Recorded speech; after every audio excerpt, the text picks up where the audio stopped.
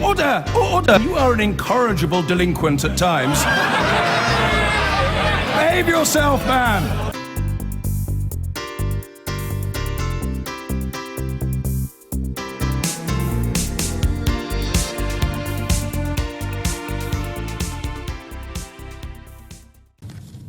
Now, the so-called jungle camp in Calais is to close this week, and the UK government is hurrying to fulfil its promise to bring unaccompanied minors to Britain.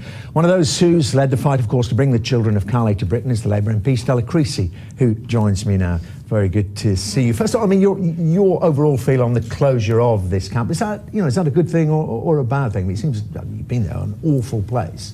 Look, what's a bad thing is that there are 10,000 people who are asking for help and they haven't had an answer, of whom 1,000 of them are children. Now, tomorrow the bulldozers and the French police are going to start to move in, and that question still remains: what happens to those people? How do we treat them fairly and with dignity?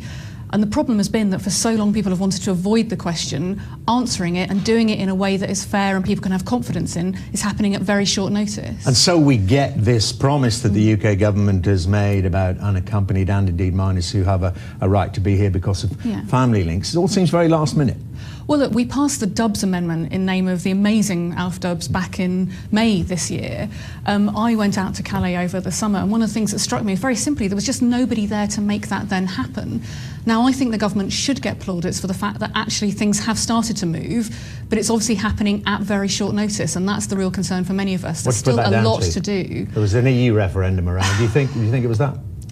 I think for too long the government has felt that this has been somebody else's problem. And actually, as you say, many of those children, and the children that you've seen come here this week, have family here. So under international law, they've had the right to be here. In fact, Citizens UK informed our government back in July of 100 children who had the right to be in the UK. Then in August, they gave them another list of children. And then in September, they gave them a list of children who, under the Dubs Amendment, we felt it was in their best interest to be here in the UK.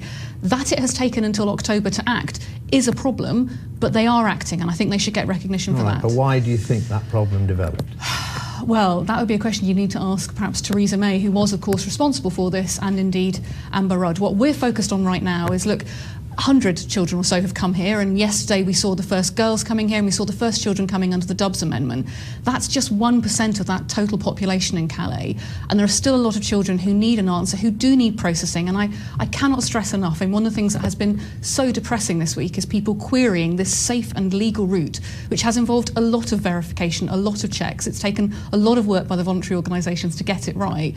Those children are starting to come here, but there are still many more that when those bulldozers move in will be in Calais and need our help. When you say the questioning, do you mean those that might not be 18, might not be under 18? I mean those people who have downloaded a Twitter app, which is a great fun app to check people's age, and somehow decided that they are experts in our immigration and asylum system.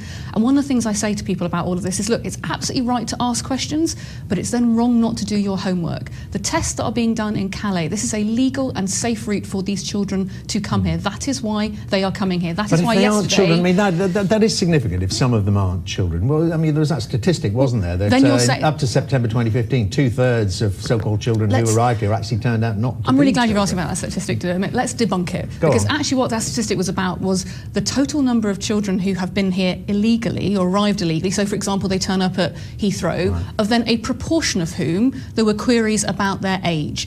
Then the proportion of those that actually it was found they were not young. So actually 80% of the children in total were children, not 60% weren't children. There's some very, very shady work being done about the numbers, and it speaks to a broader problem that we have here, which is actually if we want to do the right thing, which is say actually a young child who has nobody else in the world, we will do our fair share of helping them because they're fleeing from a war zone, they're fleeing from conflict.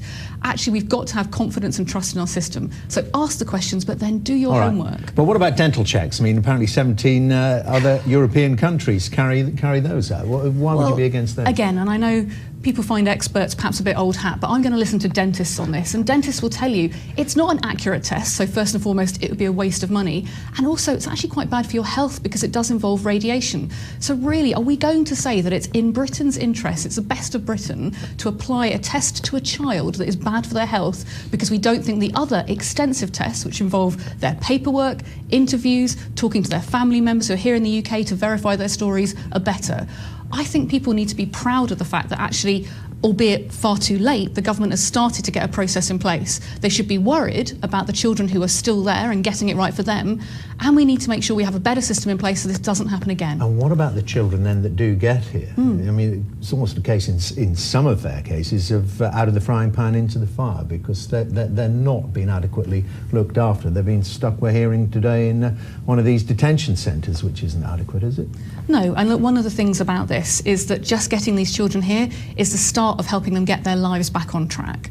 You know, many of these children could go on to do amazing things in our communities if we can help them get back on their feet. They've seen some horrific things. They're incredibly vulnerable. They've got a lot of psychological problems. They're coming from war zones, conflicts. They've seen their parents be killed. It's a horrific place. So actually, when they get here, they need either to be reunited with their family so they have some stability, or they need decent fostering places and a new start. But I think it's a really powerful testament to the goodwill of the British people that we're prepared to do that. How many would you take? I mean, would you take as many as are there? Would you take? I would take every child who has a legal right to be here in the UK. So when I met children in Calais who had family here in the UK who'd been there for months, there were children who gave up hope and they tried to get here illegally, and a couple of them actually ended up dying. Some of them have gone missing in that time period. Those children had a legal right to be here. I think we still have responsibility for them. I've been asking the government, you might have seen me get up and ask Theresa May directly, what's happened to those children? There were 18 of them that we knew had gone missing. Have we found them yet? So I think those we have a legal right to. For the children who have nobody else in the world, so the Dubs children, maybe their parents have been killed, they've been completely lost, then actually I think we should take our fair share. Now I think that's about looking at what we can do with the French, but we're talking about 1,000 children, so in total 500 seems to me a pretty good number. Okay, good talking to you, Stella Creasy. Thank you very much indeed.